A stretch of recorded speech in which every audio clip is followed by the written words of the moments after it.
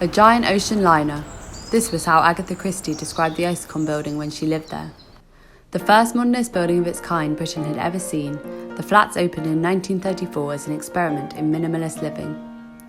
They immediately attracted bohemian residents including Bauhaus members, Soviet spies, artists and authors. What was it about the building that made it so appealing to left-wing intellectuals, architects and spies? I asked Magnus England, director of the Isokon Gallery Trust, about the flat's unusual beginnings. Well, I think the key people really for the building is Jack and Molly Pritchard and West Coast architect. And Jack was a local Hampstead boy. His father was actually briefly the mayor of Hampstead in Victorian times, around 1903, I think. And they both came from fairly middle-class backgrounds. Both their fathers were barristers. And they met at Cambridge University and fell in love and married quite quickly. And they were both left-wing in the political outlook, which was maybe unusual for considering their background. Jack and Molly Pritchard turned their unusual political ideas into something more concrete. The flats were designed for urban communal living and quickly drew in the likes of Agatha Christie. David Burke is an intelligence historian who has written a book about the flats.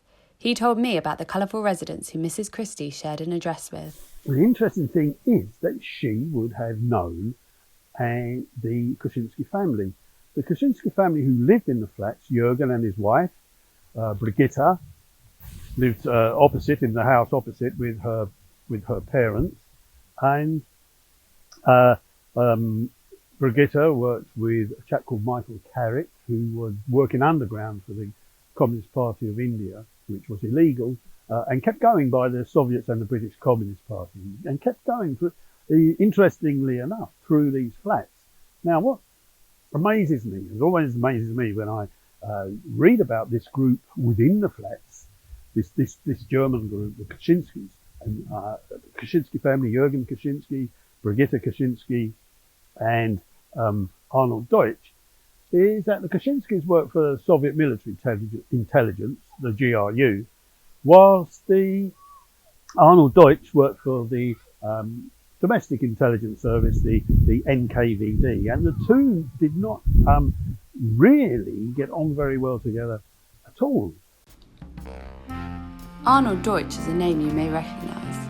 The Soviet spy infamously recruited Kim Philby from a bench in Regent's Park in 1934.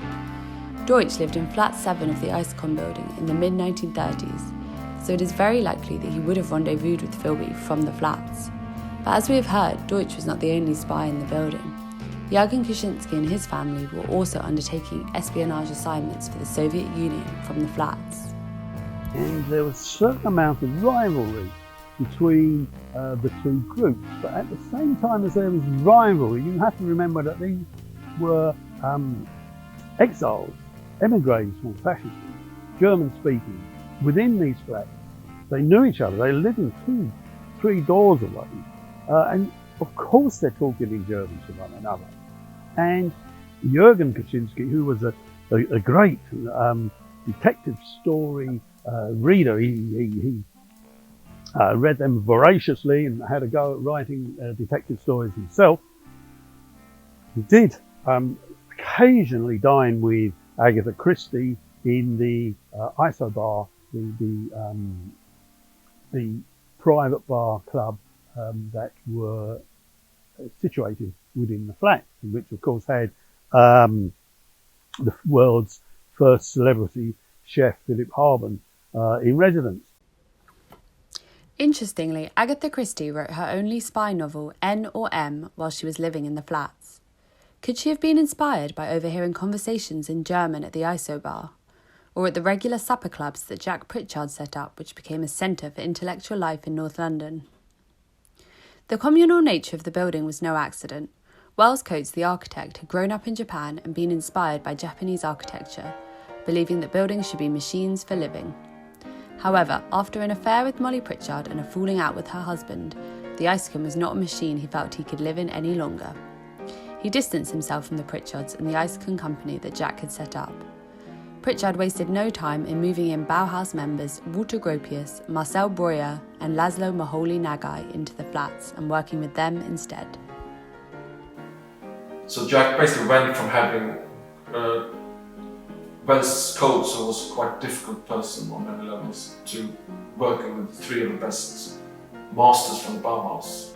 Gropius, Breuer and Moholy Nagai were Bauhaus design pioneers, and just another example of the pedigree of the residents the building attracted. What was it about the building that made it so appealing to left-wing intellectuals, architects and spies? The avant-garde nature of those flats and the important people who lived there. Because what it meant was that anybody was that it introduced the spies to a number of contacts that they would not have been able to have access if they lived, say, in normal flats on a normal street. I know the flats are there in a normal street, but the fact that they were this, as Agatha Christie described them, this great ocean liner there stuck in the middle of Lower Hampstead, Belsize Park, gave to them a sense of community spirit, of practical communism, if you like. One of the good things about the flats was that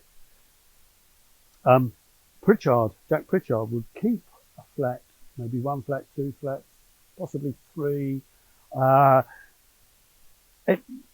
empty, but he would rotate people who were refugees from fascism, so that they had somewhere to come to when they first came to Britain. The Pritchards' ideological leanings, the building's avant-garde design and its location in left-wing Hampstead combined to make the Isokon the intellectual and socialist hub of London in the 1930s. The Pritchards sold the building in the late 1960s and it ended up in the hands of Camden Council. Despite a Grade 2 listing in 1974, the building fell into disrepair and was sold to the housing association Notting Hill Genesis in 2002. Today the building has been restored. Paul Fellerman owns the minimum flat, one of the smallest flats in the building. He also has a family home. There's a great community in the Isokon building, and we have maybe one or two social events a year. Most of the people, very friendly and equally enthusiastic about living in this historic building. I think that what I've learned over the years is just how brilliant the design is. I mean, obviously Wells Coates, having been influenced growing up in Japan about how the Japanese have developed, a style of an architecture which is very economic and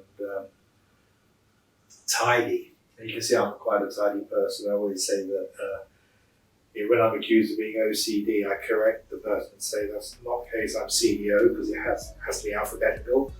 But there's a lot of storage space here, so if one's prudent with the amount of things that you amass throughout life, it could work very well if you choose the sort of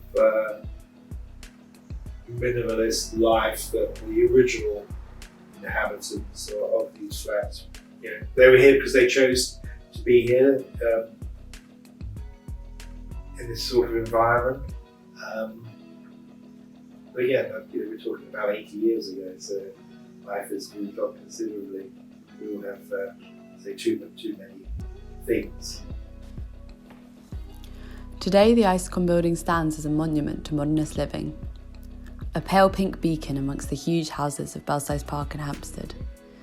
Many flats are now occupied by key workers under a shared ownership basis. Perhaps the dream of affordable communal living in London is not quite dead yet.